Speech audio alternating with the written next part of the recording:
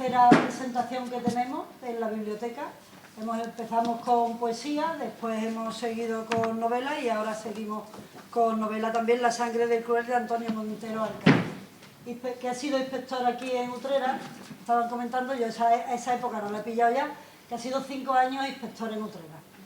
Así que a todos daros las gracias por venir, a él muchísimas gracias por coger nuestra biblioteca entre su ámbito de presentación, a Manolo Pachón, amigo y compañero de lo mismo, por haber pedido nuestra colaboración, y recordaros que seguimos con las presentaciones durante todo este mes y el mes que viene, y tendremos la semana que viene, el martes o el miércoles, presentamos ya definitivamente toda la programación y aparecen 3 o 4 autores también muy conocidos, y esperamos la presencia de todos vosotros. A la misma vez quiero invitaros al teatro, que también tenemos una buena programación durante este mes de octubre. El mes de noviembre será un mes flamenco, sobre todo por el Día del Flamenco, y lo mismo en la Casa Surga, que iremos alternando las charlas y conferencias, sobre todo las presentaciones de libros, entre la biblioteca y la Casa Surga. Así que muchas gracias al autor, al presentador y a todos ustedes por venir. Muchas gracias.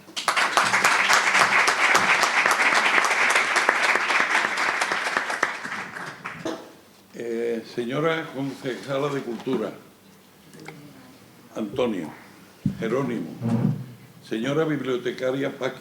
Señora bibliotecaria Paqui, decía, amigos de nuestro grupo, Juan, Eduardo, Manolo, el que no le he nombrado, que tu nombre es Antonio, y 2 que no han venido, Rafa, Johnny y Manolo, que es el organista, está allí de organista. Señoras y señores, hoy hemos podido traer a 2 artistas, 2 figuras de nuestra tierra, Andalucía. Don Antonio Montero Alcaide, escritor y paisano de Carmona. Y don Jerónimo Vázquez García de la Vega, que está allí, se ha quedado un poquito atrás, natural del Coronil y afincado también en nuestro pueblo de Carmona, curiosamente, ¿va? Está de moda irse a vivir a Carmona, menos yo, que me quedaré aquí para los restos, y con mucho gusto además. Por cierto, está mi amigo aquí, el gran, ¿cómo se lo digo? El gran autor, no, actor de teatro, porras, que no me salía, te vi hace un rato. Jerónimo ha venido para amenizar la presentación de la novela histórica que hoy nos toca aquí, La sangre del cruel, de Antonio Montero. Como dije, voy a empezar por Jerónimo porque él es el que va a actuar ahora. Como dije, Jerónimo nació en el pueblo cercano a Utrera del Coronil. Su primer apellido, Vázquez, os sonará bastante, pues es primo de nuestro Diego Vázquez. Con eso ya, y además tiene aquí a su hermano, que es también abogado, y su sobrino, etc. Jerónimo intervino en el programa de televisión andaluza No dejes de soñar, del gran Manu Sánchez. Y lo va a hacer hoy aquí con el aria Granada, nada más y nada menos, del maestro, adelante paisanos, son de Carmona, y lo va a hacer con el aria Granada del maestro Agustín Lara. Y por eso, sin más dilación, voy a hacer yo muy breve, doy paso a la actuación del gran tenor lírico Jerónimo Vázquez García de la Vega, para el que os pido un caluroso aplauso.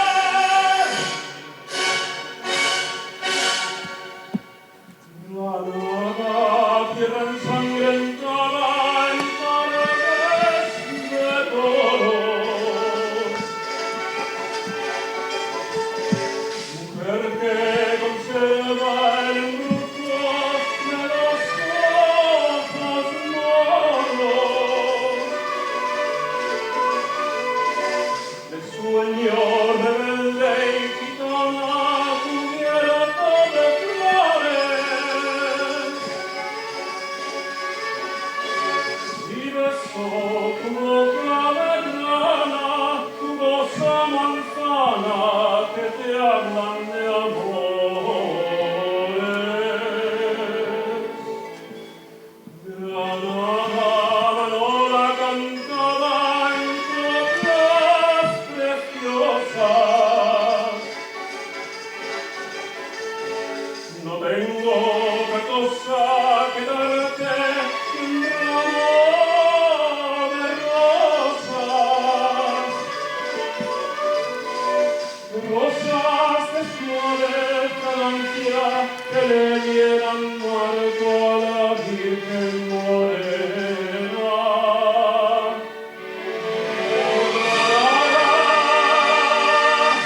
Tu tierra está llena de lindas mujeres, de sangre y de sol.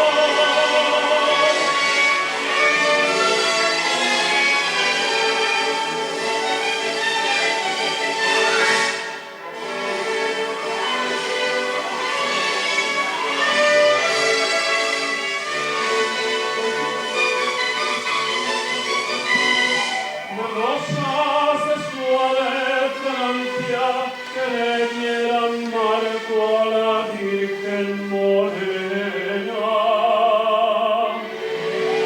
Granada, tu tierra está llena de lindas mujeres, de sangre y de sol.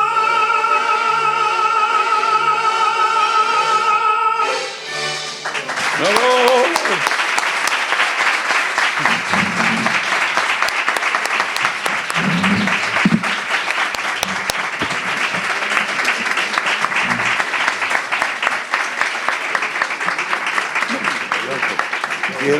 Queremos ofrecerte este pequeño detalle, que esto no es nada, pero para que lo tenga, que lea y escriba. Muchísimas gracias. Luego, Vamos, esto es... emocionado estoy. Ya, pues nada. Muchísimas gracias. Y tomo nota de lo que haces. Hombre, De que tienes que venir no lo he dicho por nada, lo he dicho por algo. Lo digo por algo. Pues nada. Muchísimas gracias. Muchísimas gracias a ti siempre.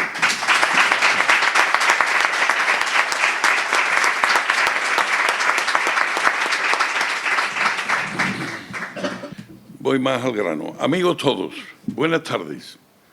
Hoy tengo el orgullo y el honor de presentar a un amigo paisano de Carmona con el que he compartido muchos y muy buenos momentos. Él las conoce igual que yo, lo recuerda. Ya por los años 80 hicimos juntos algún concurso de psicomotricidad, que luego me sirvió para sacar las oposiciones de preescolar, y me vine aquí. Y ya Utrera me cazó, me enflechó, y ya no me voy, Antonio. Y mira que es difícil no ir de Carmona. Pero bueno, estoy allí en la Peña Los Tranquilotes y me vale, voy algunas tardes. Así que un gran amigo, repito, paisano de Carmona, con el que he compartido muy buenos momentos. Su padre, Baldomero Montero, en mi recuerdo, una entrañable persona. Sus hermanos, tenemos aquí hoy a Francisco, pertenecen a mí, su hermandad de nuestro Padre Jesús Nazareno. Esta familia de pedagogos, psicólogos, economistas, etcétera, aportan a Carmona, y mira que no es fácil, una gran trayectoria cultural y profesional. Voy a presentarlo. Antonio Montero Alcaide nació una luminosa jornada del 11 de mayo de 1962. Profesor de primaria, ya primero. ¿En dónde? En el Colegio Pedro I. No podría ser de otra forma. Licenciado en Pedagogía, inspector por oposición al Cuerpo de Inspectores del Estado. Doctor en Didáctica y Organización Escolar en la Universidad de Sevilla, creo que vienes hoy de dar clase, ¿no, Antonio? Y periodista, lo dejo ahí.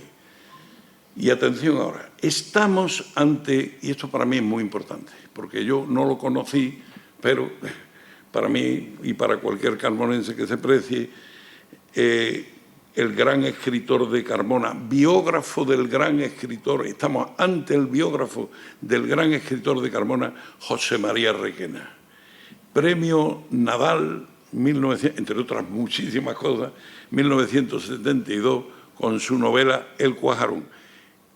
¿Qué idea te trajo el cuajarón de sangre de aquel torerillo en la plaza y ahora la sangre del cruel, Antonio? Bueno, pero hay que leerse el libro, me lo he leído. Y hasta los últimos capítulos no he podido desentrañarlo y todavía tengo que pensar mucho.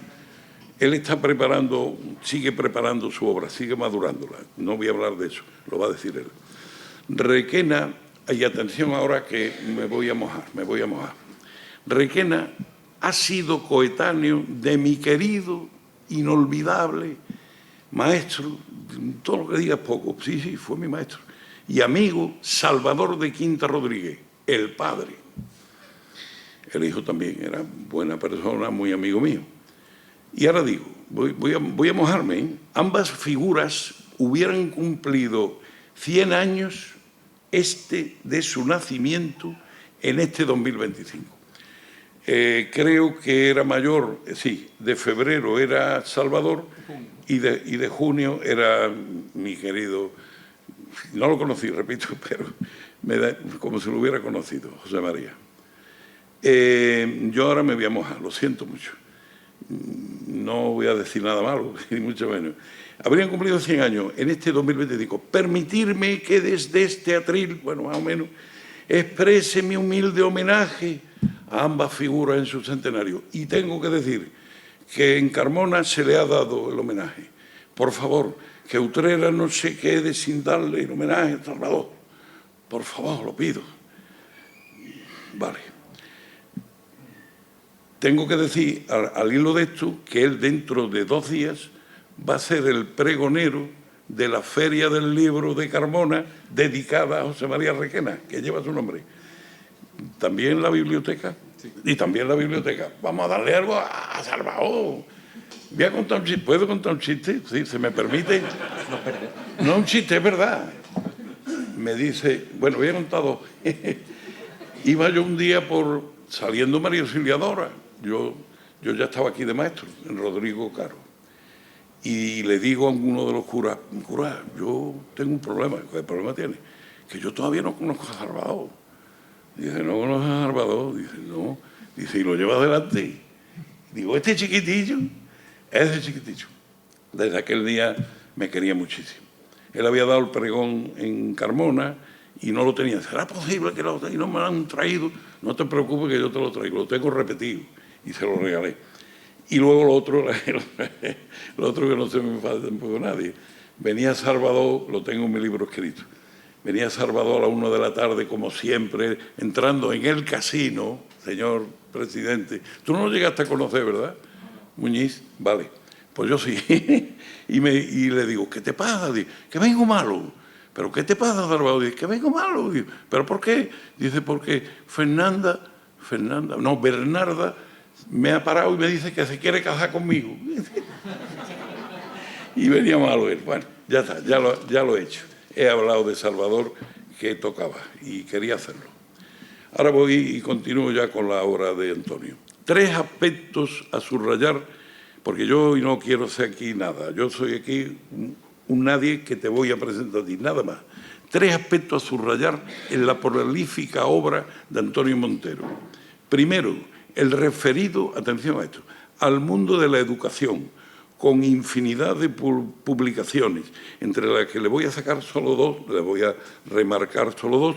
Una es las competencias en los centros docentes y otra las enseñanzas del régimen especial del sistema educativo.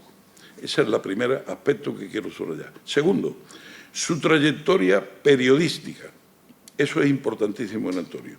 Habiendo trabajado como articulista en Correos de Andalucía, donde fue su director, su gran amigo José María Requena, y estuvo allí unos años, una serie de años, después ABC, y actualmente fundamentalmente en el grupo Jolly, donde está Diario de Sevilla, Diario de Cádiz, Huelva Información, y Diario de Almería. Pero estoy riendo porque me dice, ¿va a venir el de Almería? Creo que no es de Almería, es que escribe allí. Enrique, que no es de Almería, hombre. Vale, yo me doy gracias.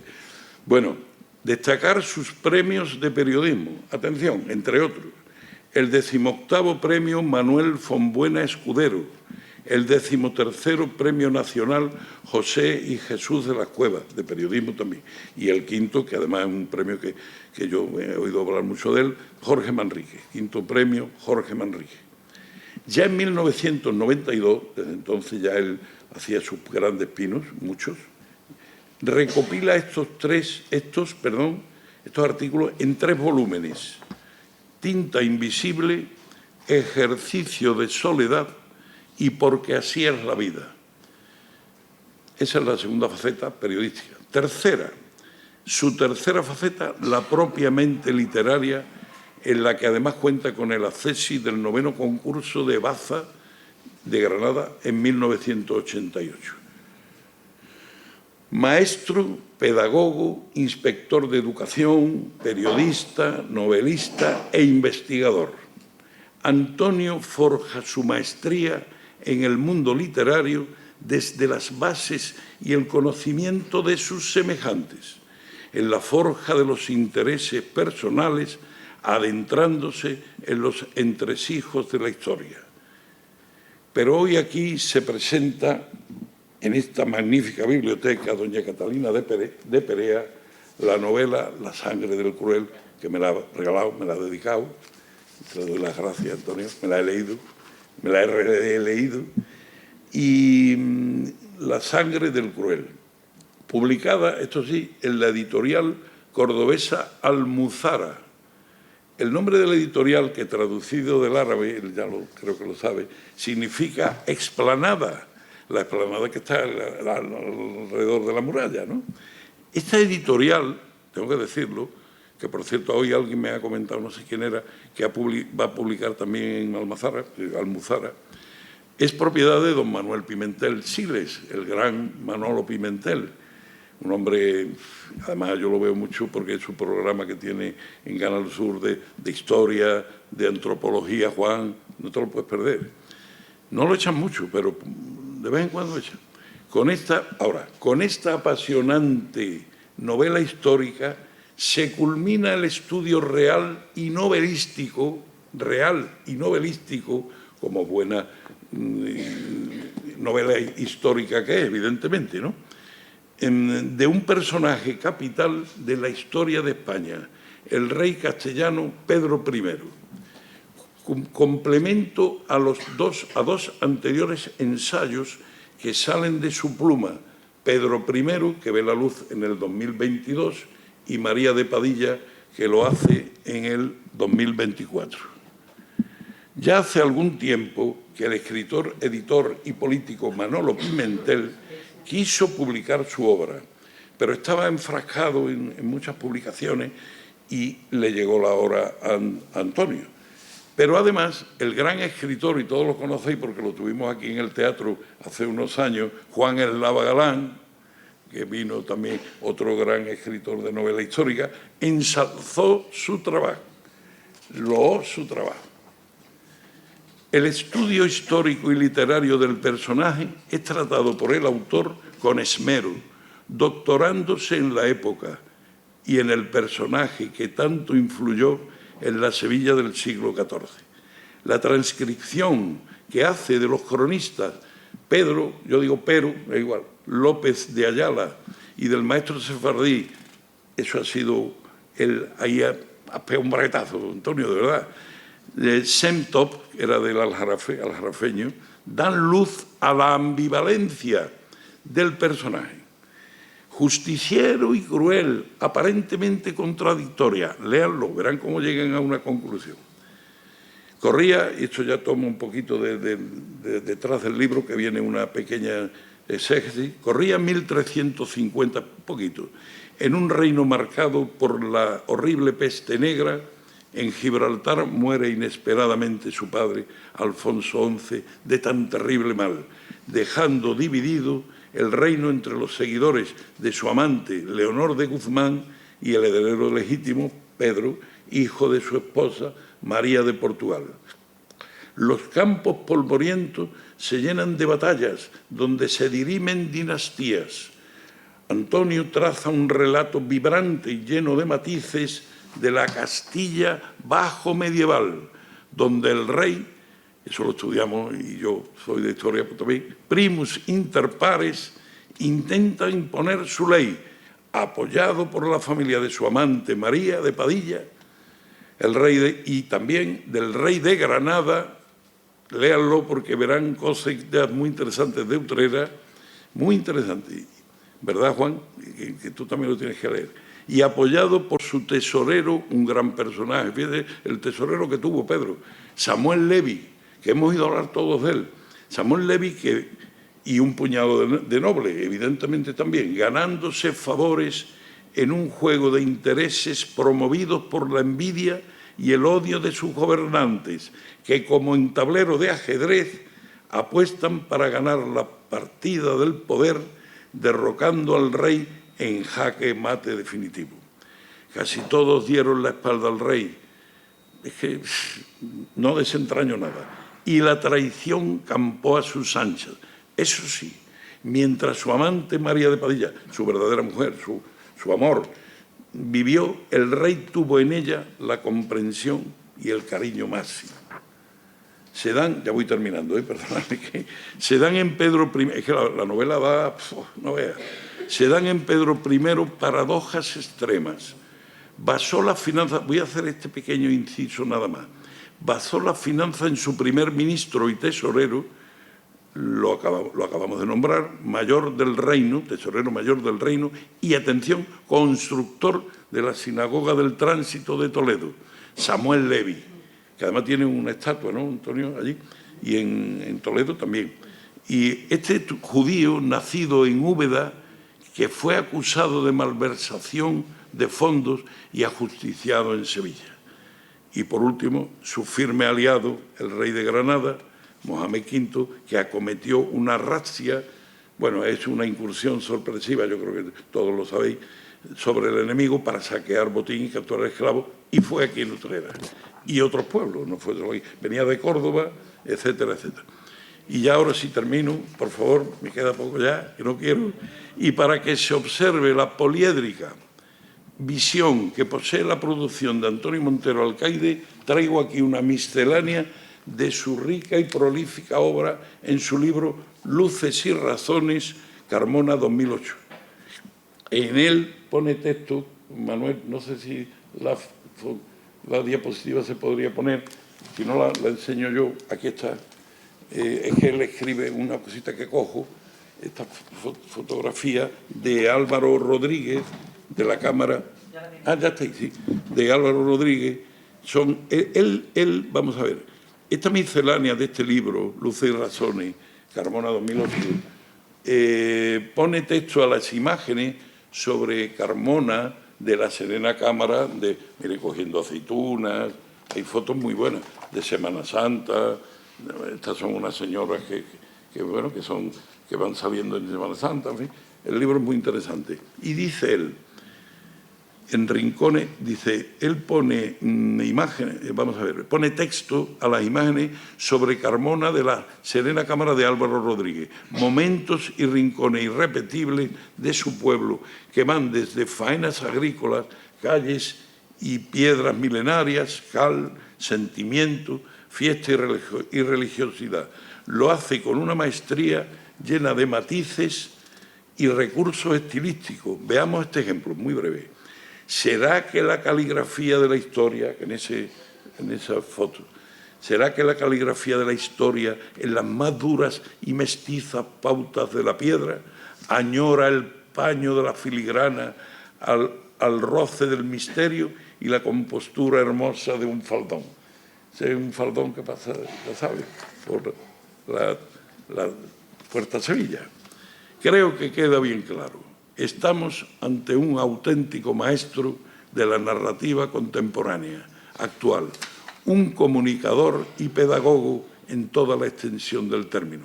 el grado de maestría alcanzado por Antonio en esta novela La sangre del cruel consigue enganchar al lector en una gradiente que alcanza su culmen máximo en el último capítulo, donde se desentraña y comprende la verdad del personaje. Callo, pues, ahora y os dejo ante mi buen amigo Antonio Montero. Tuya es la palabra.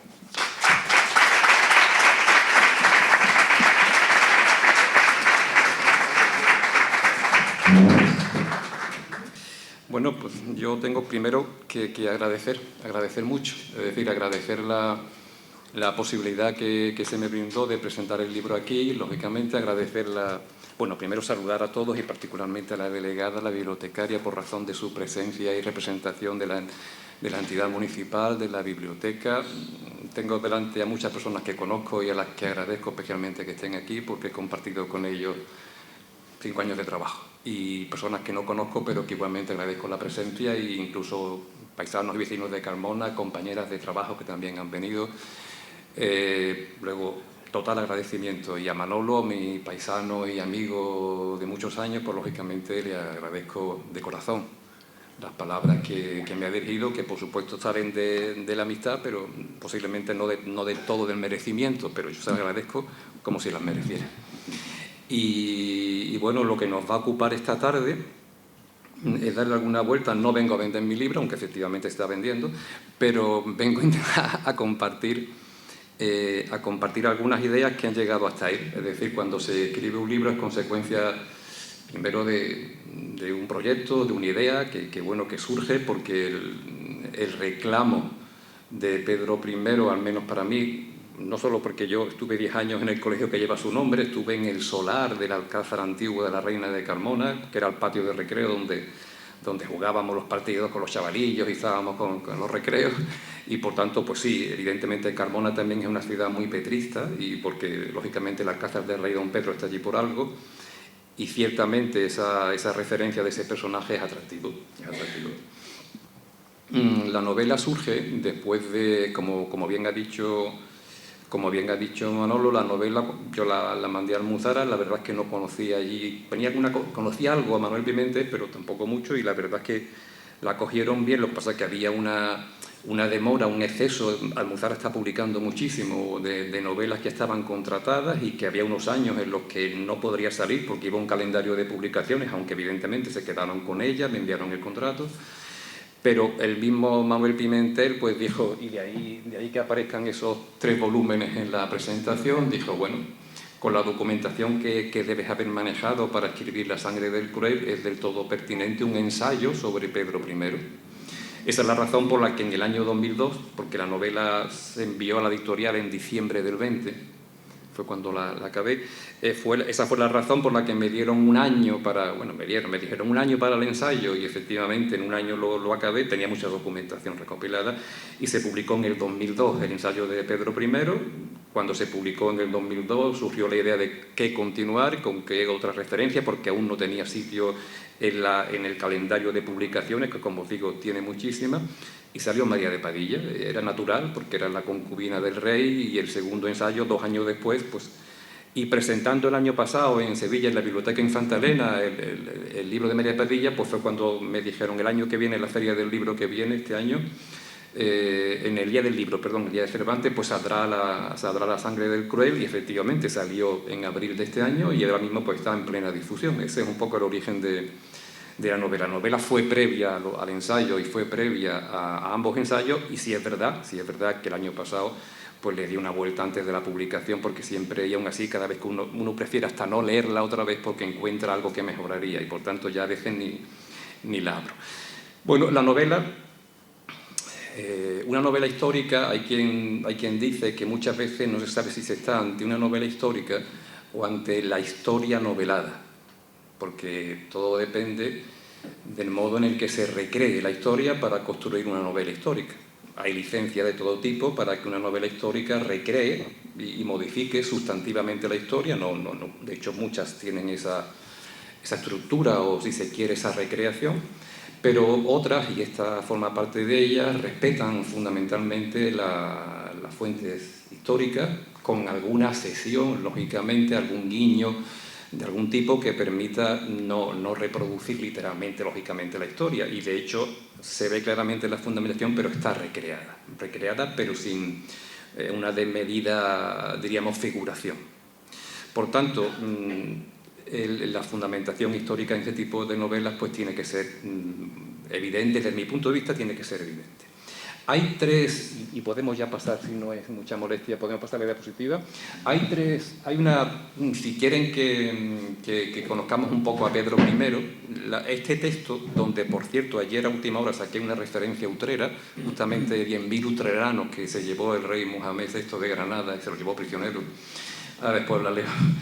Pedro I tiene muy pocas descripciones y muy poca iconografía, porque su medio hermano Enrique II, que fue hijo bastardo de Leonor de Guzmán con su padre Alfonso XI, pues se encargó de una damnatio memoria, es decir, quiso que desapareciera cualquier testimonio de Pedro I cuando lo asesinó en Montiel en 1369.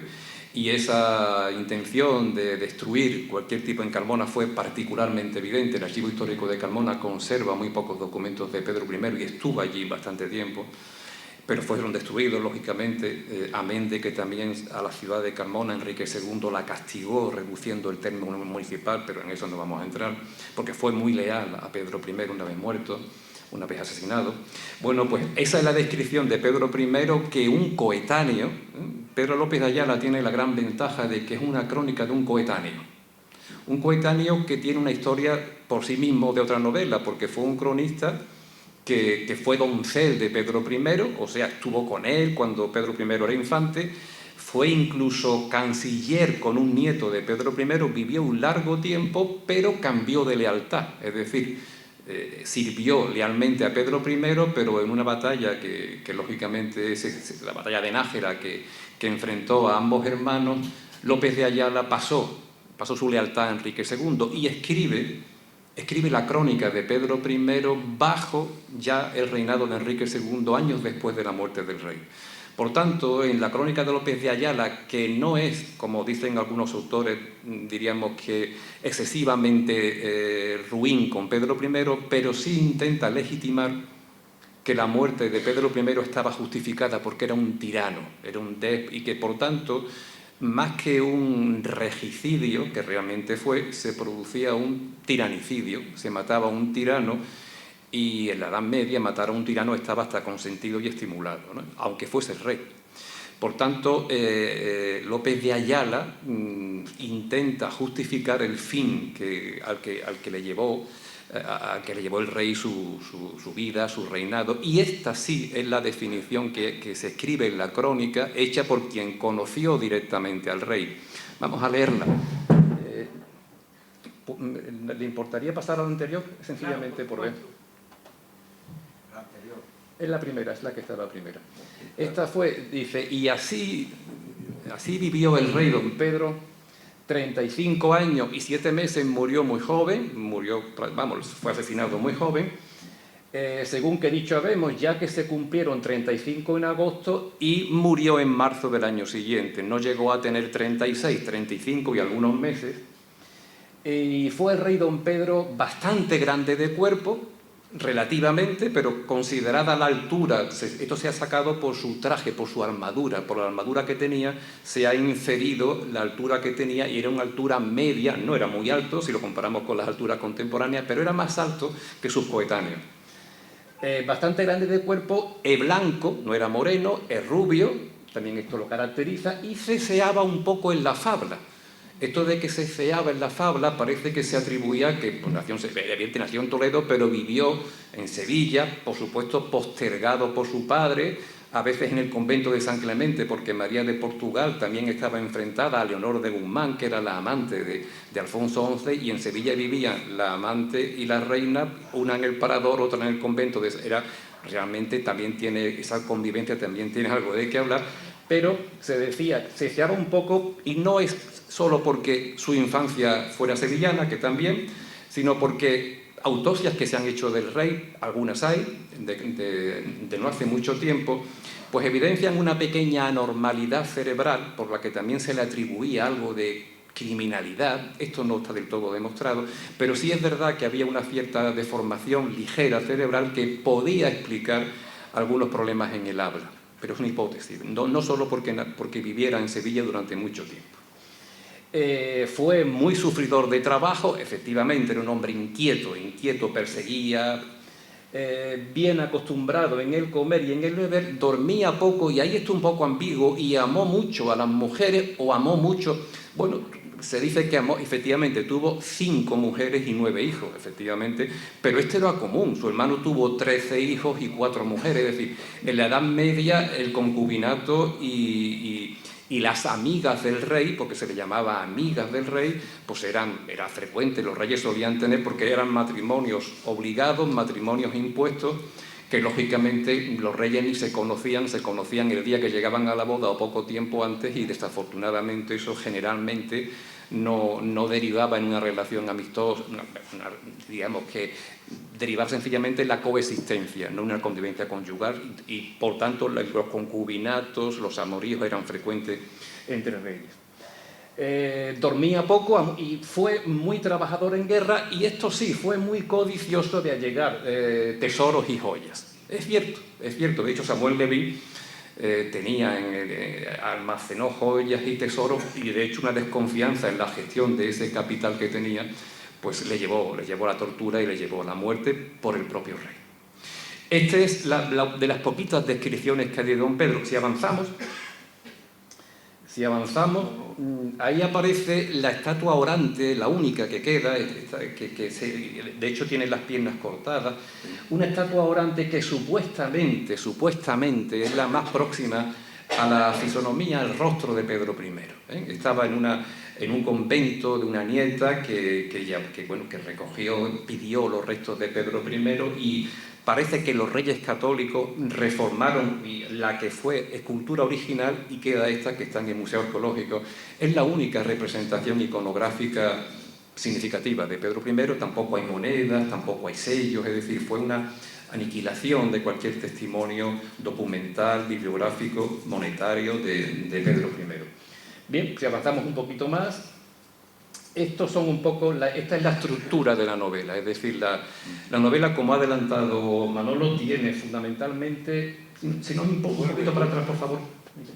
La novela tiene estos 3 personajes que están interactuando entre ellos, están permanentemente hablando, hablan del rey, hablan de sus cosas, hablan de las cosas del rey, ponen en cuestión, tienen diferencias de criterio sobre el modo en el que el rey lleva a término sus disposiciones, los actos que acomete, las venganzas que decide. Y por tanto Pedro López de Ayala, que vivió largo tiempo, es cronista. Pedro López de Ayala escribe la crónica del rey don Pedro, y en este caso, lógicamente, pues interviene como uno de los narradores, como uno de los interlocutores en la novela. Pero quien lleva el peso de la novela es Sentop de Carrión. Sentop de Carrión es un judío palentino interesantísimo. Escribió una obra que se llamó Proverbios Morales. Esa obra la encargó Alfonso XI, supuestamente para educar a Pedro I.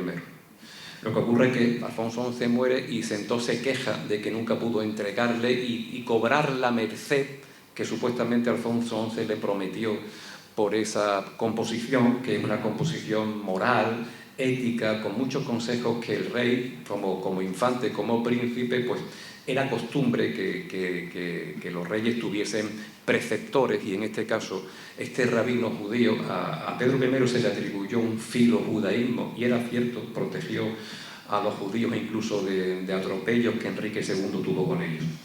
Bien, pues entonces el personaje, en este caso es el narrador principal de la novela, y también aparece un personaje muy interesante, que es Juan Alfonso de Alburquerque. Juan Alfonso de Alburquerque fue mayordomo de María de Portugal, la reina despechada. La novela recrea un posible romance con María de Portugal, pero no lo recrea porque se deja caer que pudo haberlo.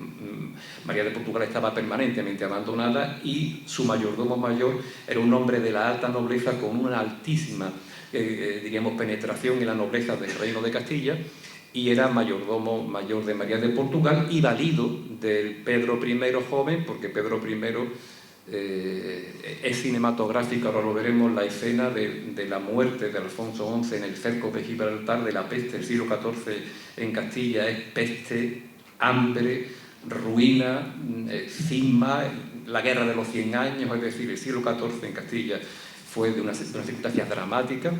Alfonso XI muere en 1350, justo en la mitad del siglo, con una de las oleadas de peste negra que venía de Italia, que llegó a Valencia por una embarcación que la trajo. Y bueno, es cinematográfico ver cómo Alfonso XI es acompañado con una corte desde Gibraltar a Sevilla.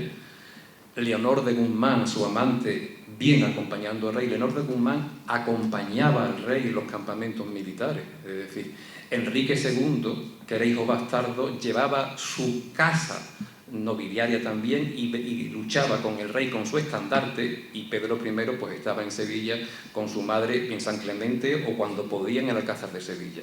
Cuando Alfonso XI muere en 1350, Pedro I es proclamado rey y él y su madre en el Alcázar de Sevilla esperan la llegada de Alfonso XI y de los nobles y de la amante. La amante se despista, se va a Medina Sidonia, se refugia, y la nobleza empieza a desertar. Esto era habitual, es decir, empieza a desertar y a buscar vías de acercamiento a Pedro I.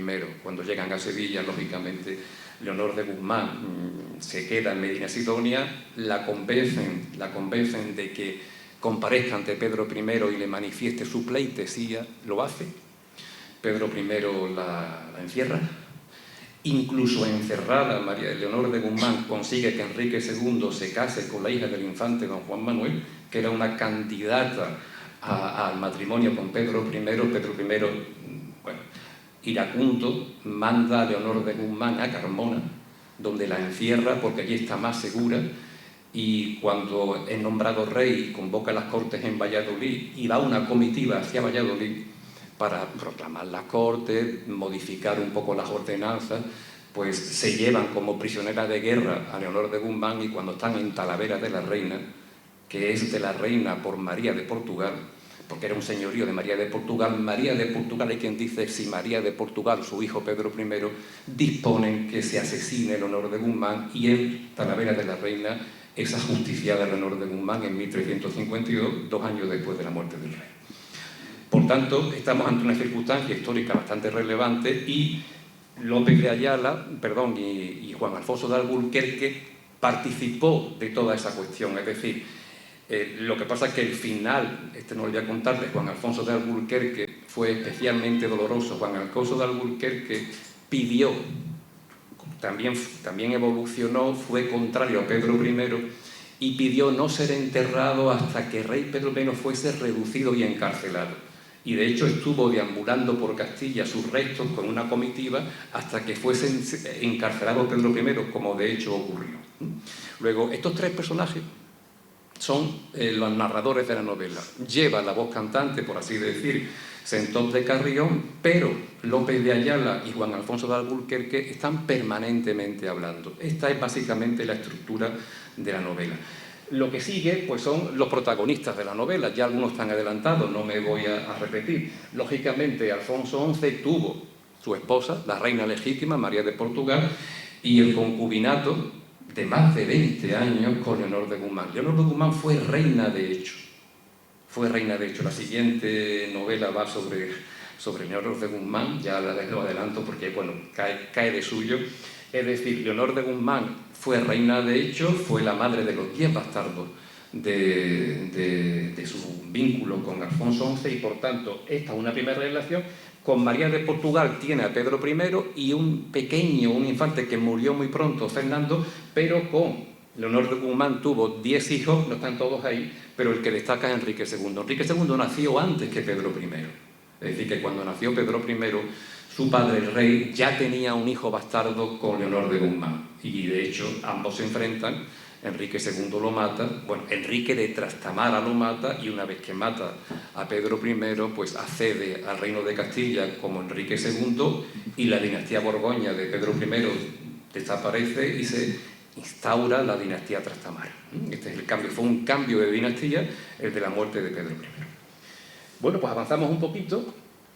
Pedro I, pues Pedro I tiene una vida que por razones de tiempo no la vamos a recrear mucho más, pero Pedro I, por un matrimonio impuesto que negocia Juan Alfonso de Alburquerque y su madre, también lo había hecho Alfonso XI antes de morir, pero Alfonso XI subastó a su hijo, a ver si Inglaterra o Francia daban más dote, y de hecho estuvo negociando con Inglaterra y Francia, engañando a ambos, a ver quién tenía la dote más alta. Bueno, muerto el rey, María de Portugal y Juan Alfonso de Alburquerque consiguen acordar un matrimonio con Blanca de Borbón, que era de la realeza francesa, pero es que el rey, que ya tenía hijos con María de Padilla, ya había tenido la primera hija con María de Padilla, tuvo 3 hijas y un hijo. Pedro I se casa obligado, pero va a la boda en Valladolid, está 3 días y ya no vuelve más con Blanca de Borbón. Es decir, la ordena enclaustrar, la encierra y Blanca de Borbón se lleva hasta que muere. Desde que se casa hasta 1361, o sea, murió finalmente en Jerez de la Frontera, encarcelada, supuestamente quien dice que le administraron hierba, esto era envenenarla, pero se decía le administraron hierba, la envenenaron y bueno, pues ¿quién decidió que la envenenaran? Se dice que Pedro I murió el mismo año que María de Padilla. María de Padilla y Blanca de Borbón mueren el mismo año. Y María de Portugal, su madre, un año después. Bien, pues con María de Padilla, Pedro I mantiene un idilio de 10 años. La conoce y es curioso, porque cuando justamente iba a Valladolid, para las Cortes de Valladolid, también iba persiguiendo a Enrique, que se había hecho fuerte en Oviedo, pues Juan Alfonso de Alburquerque, que tenía su casa en la ruta, decide que para distraer al rey, así lo dijo, una doncella de su mujer, María de Padilla, pues estaría bien. Y Pedro I conoce a María de Padilla como manceba, como señora de la casa de compañía de la mujer de Juan Alfonso de Alburquerque. Y Pedro I se enamora perdidamente de ella, cosa que a Juan Alfonso de Alburquerque le costó después la vida, porque lógicamente el rey dispuso también que se acabara con él. María de Padilla desde entonces no abandona a Pedro I. 12 meses después de aquel primer encuentro tiene la primera hija. Cuando va a la boda con Blanca de Borbón ya tiene una hija con María de Padilla y María de Padilla la acompaña permanentemente, lo cual tiene un gran valor porque el rey tenía bastante que aguantar. Hay documentadas muchas cuestiones del temperamento de María de Padilla, la forma en que el rey se encontraba. En definitiva, es una relación también atractiva, María de Padilla y Pedro I, una concubina como lo fue Leonor de Guzmán y Alfonso XI, su padre, es decir, se replican en el padre y en el hijo una profunda relación de concubinato como consecuencia de matrimonios impuestos que ambos no aceptaron. Y poco más, solo darles algunas ideas, si podemos pasar un poquito, por favor. Mira, solo darle algunas ideas de los capítulos del libro, algunas, no me voy a parar en todas. Porque quiero después también mostraros la referencia que hay utrera en esta crónica, porque también me lo dijo Manolo y lo busqué. Bueno, este primer capítulo, Flores de Azahar en el aposento del rey puesto, es sencillamente la noche en la que María de Portugal, lógicamente la reina viuda en ese momento, recibe la noticia de la muerte del rey, puesto que está con su hijo. Esa misma noche Pedro I ya formalmente es rey. Por tanto, se recrea un poquito que si estaban en el Parador o en el convento de San Clemente, lo normal es que hubiese azahar, que hubiese algún naranjo, y por tanto se deja caer de modo que aquella noche, porque murió justamente en primavera, murió el Viernes Santo, de 1350 murió Alfonso XI. De modo que aquella noche de anuncio de la primavera, cuando los pestilentes bubones del cuerpo del rey, porque eran pestilentes, era la peste bubónica que era especialmente desagradable, eran limpiados para disponer su traslado a Sevilla, la reina doña María, quizá porque los heraldos de la muerte siempre llaman en los recovecos del alma hasta que la confirmen los emisarios del señor de Alburquerque, recogió con parsimonia limpias y perfumadas flores de azahar, la colocó en la alcoba de su hijo, el rey puesto, y se fue a dormir porque para ello solo le bastaba con estar despierta. Este es un poco el momento en el que María de Portugal se sabe madre del rey de Castilla, justamente porque ha muerto ha muerto el rey de Castilla, que la despechó tan claramente. Este es el primer capítulo, y si avanzamos un poquito más, bueno, el segundo, lógicamente, es la siguiente, por favor. La siguiente, males del cuerpo y quebrantos del alma, tiene que ver con todo lo que se documenta sobre que el rey tenía un poco perdida la cabeza, que tenía algo de esquizofrenia, que era inestable. Y era cierto, tenía ciclos de una altísima actividad y momentos en los que la abulia, la dejana, le hacía inhibirse. Luego, hay quien dice que, lógicamente, este problema que tenía, esta pequeña deformación cerebral, podía explicar, pero realmente eran males del alma, porque Pedro I no conoció a su padre. Bueno, lo veía, lógicamente, pero su padre estaba con los bastardos. Los bastardos tenían estandarte y soldado, y él estaba con su madre en el convento, en el alcázar, pero no participó nunca, percibió que su madre y él eran, diríamos que, postergados, y por tanto vivió una infancia, pues, diríamos que muy desangelada, muy solitaria, y por tanto, más que males del cuerpo, eran quebrantos del alma, ¿eh?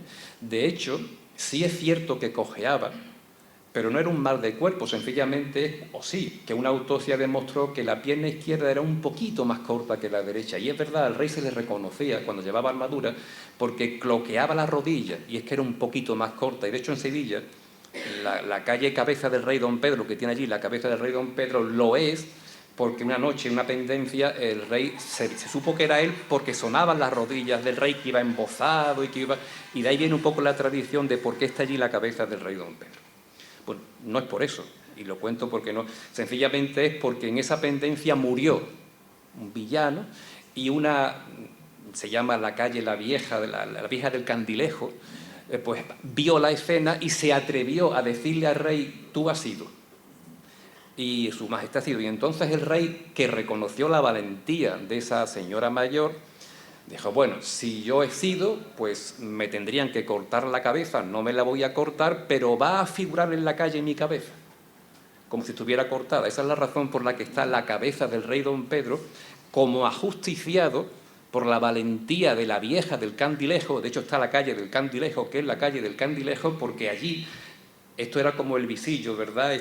Mirando por el visillo, pues alguien, esta anciana vio que el rey, porque sonaba la rodilla, y se le dijo: ha sido. Y el rey le reconoció la valentía y colocó su cabeza cortada, lógicamente solo la cabeza, para público escarnio de su comportamiento. Bien, pero cierto es, con la evidencia de los hechos, que don Pedro de Castilla, desde su infancia en el Alcázar de Sevilla, acumuló atropellos, carencias y desafectos, esto es cierto, que descompusieron su espíritu. Y estas dolencias y quebrantos del alma, sufridos con pocos años y acumulados en el tiempo y sin respiro, además de resultar más mórbidos que los descalabros del cuerpo, arremolinan el ánimo, hacen mella en el carácter y puede que incluso acaben por confundir las causas con los efectos. Esta es un poco también una cita de ese capítulo que se encarga. Estos narradores están diciendo: pero ¿realmente Pedro I estaba bien? ¿Realmente lo que hacía estaba determinado? Y discuten un poco sobre esos comportamientos del rey, si tenían alguna explicación sensata, ¿no? No vamos a ver todos los capítulos, pero los pasamos para que vean la estructura, no importa. Bueno, esto, la verdad es que igual de ayer que hace 1000 años, es que muchas veces lo que ocurre en la historia, lo que nos ocurre en la vida hace un rato, pues ya da igual, es decir, no se va a repetir más. De ahí lo de muchos comportamientos que igual va a dar ayer que hace 1000 años, ahí hay alguna referencia, pero sencillamente es porque Sentop de Carrión daba algunas referencias a que las cosas que no se hacen o que se hacen quedan establecidas para siempre. Avanzamos un poquito más y esto es cuando Pedro I va a las Cortes de Valladolid, justamente otro capítulo del libro, porque decide ordenar el reino. De hecho, hace una reglamentación de las barraganas de los clérigos, que generó problemas, porque reguló hasta la relación de las barraganas con los clérigos, incluso las pillerías. Le sonará posiblemente que Pedro I hizo un cadastro general, el libro de las beetrías, que lo hizo para ver quién era dueño y señor de cada sitio y qué impuestos habían de pagar. Esto indispuso mucho a la nobleza porque se hizo un censo para establecer la imposición y los tributos que habían de pagar los nobles, que eran señores de muchas villas, y ese libro de la vetría se ha conservado en su primer formato como el que se establecía para dirimir qué impuestos correspondían a cada uno, qué tributos correspondían a cada uno. Si seguimos, pues, bueno, aquí, cuando se habla del incontrolable efecto de los azares, aquí me paró un poquito, este es el azar por el que Pedro I conoció a María de Padilla. Es decir, fue un azar. Tan sencillo como que Juan Alfonso de Alburquerque dice, bueno, si el rey se entretiene con María de Padilla, pongamos entre comillas que era entretenerse, si es verdad que tuvo un hijo 10 meses después, luego podemos saber más o menos cómo era el entretenimiento, pues fue un azar, porque lo dispuso así, creyendo que de esa manera el rey iba a estar cercano a Juan Alfonso, porque le había, digamos que, facilitado una relación. De ahí que dice, a pesar del incontrolable efecto de los azares, a pesar de que eso es incontrolable, más probable es dar así con el acomodo que alcanzarlo tras los pactos y la alianza para juntar en matrimonio, porque ciertamente las alianzas y los pactos ya se ve que no producían un efecto significativo. Entiéndase, empero, que solo esa probabilidad de la dicha, probabilidad, porque en definitiva la más frecuente razón por la que generalmente hombres y mujeres se unen es el azar, y tal circunstancia no ha de estar siempre acompañada de esa complementariedad feliz. Como también acontece que a fin de cuentas el hombre elige a la mujer o la mujer al hombre confiado, puesto que el efecto del amor primero lleva a pensarlo de ese modo, en que no habrá otro hombre o otra mujer más conveniente. Mas no se olvide que elegir es asimismo renunciar. Pues en estas divagaciones está ocupado Sentop de Carrió, y lógicamente analizan por qué con María de Padilla, porque solo por dar una pista. Otro capítulo, bueno, esto lógicamente son las deslealtades. Pedro I sufrió permanentes deslealtades, con una gran paradoja. A Pedro I se le reprochaba que viviera con una concubina, y se lo reprochaba la nobleza castellana. Y esa nobleza estaba acaudillada por Enrique II, Enrique de Trastámara. Reprobaban al rey por vivir con una concubina y dejar abandonada a Blanca de Borbón. Y todo el levantamiento nobiliario de Castilla, durante el reinado de Pedro I, ese levantamiento fue permanente. Utilizaba como argumento el concubinato y el abandono de Blanca de Borbón. Pues bien, quien acaudillaba ese levantamiento era Enrique II, que era hijo bastardo de Alfonso XI con Leonor de Guzmán. Una gran contradicción, porque acaudillaba la rebelión un bastardo, hijo de una concubina que se quejaba de que su hermano bastardo, de su medio hermano, viviera con otra concubina. Por tanto, pues, y esto lo dice Sentop de Carrión, pues el mundo, así lo pienso, es igual en todo tiempo, como el hombre también uno y mismo lo es en su cuerpo. Solo es su talante el que muda, y por eso lo que hoy complace, mañana destempla. Lo que ahora une, dentro de poco separa. Lo que por cierto se tiene en el acuerdo, pronto se desvanece en la traición. Esto era así en la vida, esto fue así en el reinado de Pedro I, fue permanentemente. Tuvo partidarios y detractores que cambiaban de lealtad con una facilidad famosa. Vamos a ir cerrando, ya vamos a ir más rápido. Aquí, ¿era realmente Pedro I iracundo? ¿Tenía saña? En el siglo XIV, los reyes precedentes y los reyes que le siguieron, la justicia medieval era cruel, es decir, la crueldad era la justicia medieval. Este es un texto, un ejemplo de texto que mantiene los narradores. Entonces, elocuente rabino, el rabino era Sentop, es desordenada o juiciosa la ira de don Pedro. Qué fácil se lo estoy poniendo al señor de Alaya para que no deje de interpelarme, dice Sentop. Necesario sería estimar si la justicia rápida deja de ser justicia o, por el contrario, resulta más ejemplar y permite una pronta reparación. Podría decirse así que don Pedro es raudo en aplicar la justicia, por lo que, como acaba de adelantarse, la saña es fortaleza para cumplir con la justicia. Luego, ¿debo entender que hay justicia rápida y no saña o ira en las resoluciones del rey? ¿O que hay saña respecto a los señores de Ayala, pero para aplicar la justicia sin miramientos como virtud que debe asistir a los reyes? Son debates que están teniendo permanentemente estos tres narradores sobre los comportamientos del rey. Y ya si ya cogemos carrerilla, hay también una cuestión, cada placer tiene su tiempo. Bueno, no lo vamos a leer, pasamos, si no se nos va el tiempo.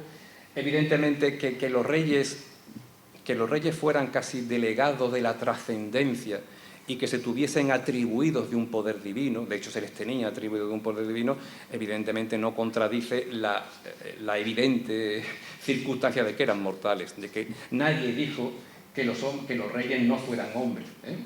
Doña María, en fin, era hermosa en grado sumo, y ni a ella ni al rey don Pedro le hacían falta para colmarse los agasajos del cuerpo. ¿Acaso porque su amor superó la prueba de no rendirse ante los impedimentos y se hizo fuerte en la férrea complicidad del corresponderse? Bien, es verdad que no exenta de sobresaltos, pues bastante refutada era además otra enseñanza del filósofo, ya antedicha, porque se habrá dicho antes, y fijaros, que recomendaba a los ciudadanos y sobre todo a los reyes ser pagados de una sola mujer. Bueno, esto lo decía el filósofo, pero evidentemente ningún rey cumplía esa máxima ética, si se quiere, o moral más que ética.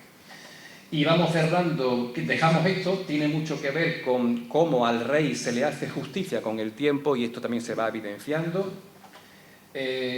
Ojo, estas son las delaciones. Las delaciones. El rey siempre tenía mucho cuidado y mató a muchos porque creían que habían dicho, que habían revelado secretos, y por tanto siempre habrá quien diga lo que escuchó. A la despejada memoria de mis lectores acudo para recordar que si se quiere preservar un secreto, ni siquiera al amigo se le confíe. Estas son enseñanzas que Sentop está haciendo y que le dice a sus interlocutores viendo lo que el rey había pagado como consecuencia de delaciones que le costaron más. Bueno, saltamos un poco todo esto, tiene también en definitiva, como muchas veces, cuando el rey estaba en la peor de las situaciones, y lo estuvo varias veces, de 1300, hay quien dice incluso que las fechas coinciden con las de la Guerra Civil Española, cuando de 1366 a 1369, por el 6 y el 9 y 3 años, Pedro I está en una férrea guerra civil con Enrique II. Lógicamente hay momentos en los que Pedro I reflota como el ave fénix hasta que la muerte... Y por tanto este capítulo analiza todas las vicisitudes que llevan a que el rey otra vez se rehace, aunque sufrió infinidad de turbulencias y de pleitos y de conflictos en su reinado. Y finalmente, aquí está, me parece que ya lo siguiente, lo de Utrera, si pasamos un poquito más, aquí, cuando Pedro I está a punto de morir, claro, huirán los suyos del monarca cruel y despiadado cuando se intenta extender, ya estamos acabando, se intenta entender que el rey es un monarca cruel, despiadado, que merece la muerte. Huirán también los suyos, por otra parte, del monarca cruel y despiadado, como natural es el espanto de las ovejas ante la cercanía del lobo. Prevénganse entonces los reyes de castigar aquello por lo que idéntica pena merecieran, o de juzgar causas por las que ellos mismos pudiesen ser acusados. Y no usen la fiereza como norma de conducta ordinaria, ya que mejor le asisten a los reyes la mansedumbre, la ecuanimidad. Mayores lealtades procuran la paz y el sosiego. Y un rey bondadoso no agacha su fuerza ni la enflaquece, sino que la pone más a salvo del menoscabo y mejor protege por eso a su reino. Los últimos años del rey fueron nefastos, es decir, el rey abandonó a Burgos, el rey quiso escapar con una galera para Galicia y huir a Inglaterra, abandonó a los suyos. Esto fue también cierto. Y por aquí aparece Utrera, cuando en este contexto, ya en la siguiente, cuando en este contexto de la guerra civil con su hermano, Mohamed V acude en ayuda del rey, Ahí está el atropello que hizo en Utrera, porque lo hizo con varios municipios. Utrera era leal a Enrique II. Utrera se había posicionado, sus nobles, la villa, era leal a Enrique II y por tanto Pedro I la tenía lógicamente. Y Mohamed V, sabiendo que esto era así, igual que en Jaén, en Córdoba, diezmó la ciudad, aquí también lo hizo en Utrera.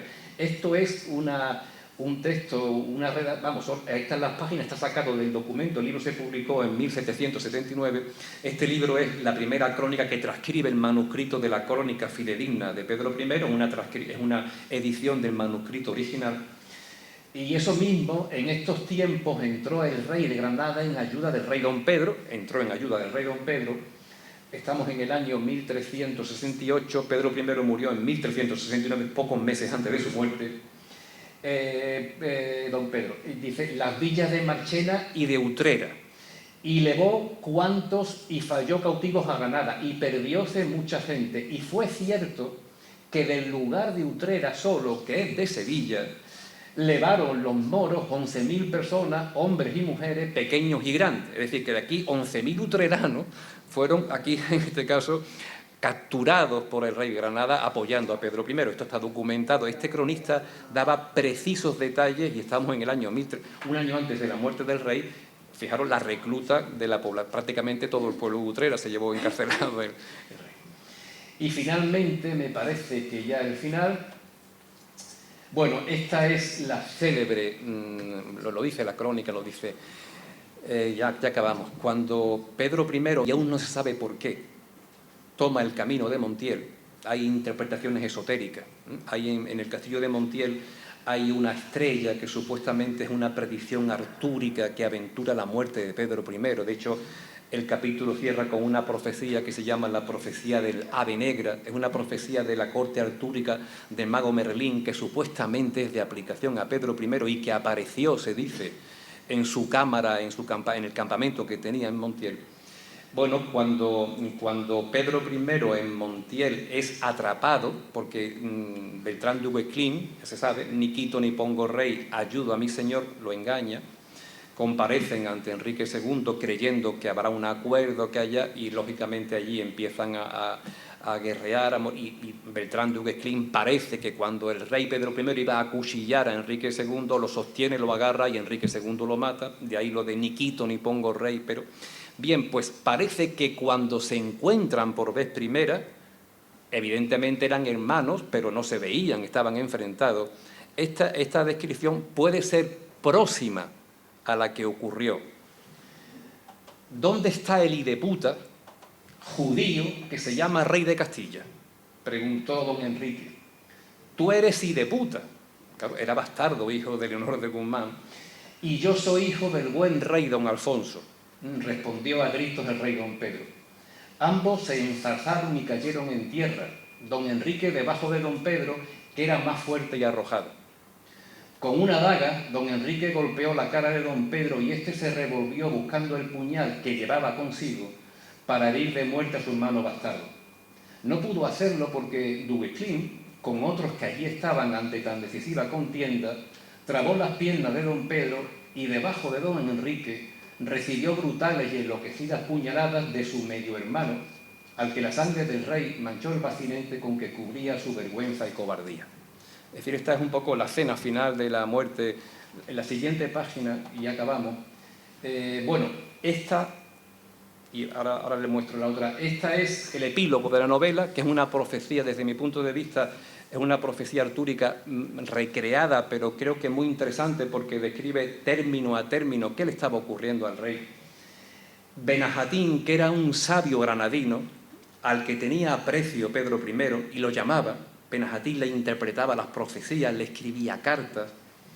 Cuando Benajátín le cuenta la profecía y le adelanta que puede llevarle a la muerte, concluye diciendo, quiera Dios, se despide Benajátín, guiar la aventura del rey y desviar las cosas antedichas, la profecía, para que no tengan lugar de hacer en don Pedro la ejecución que traen tan espantosa.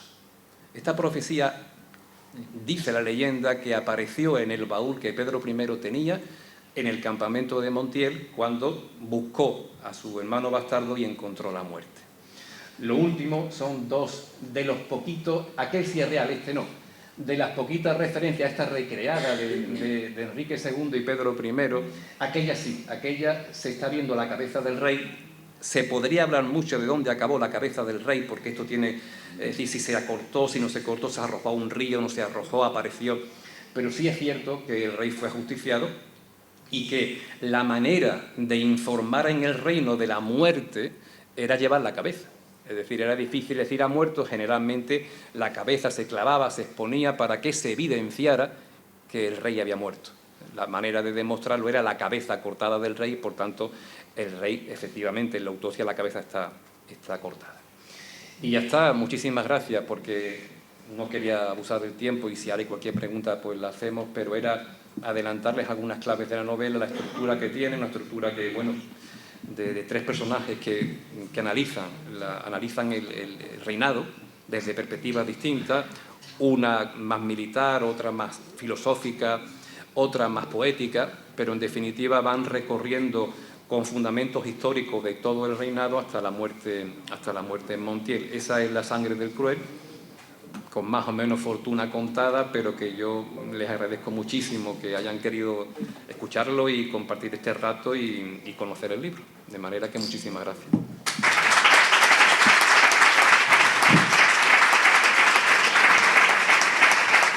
Si tienen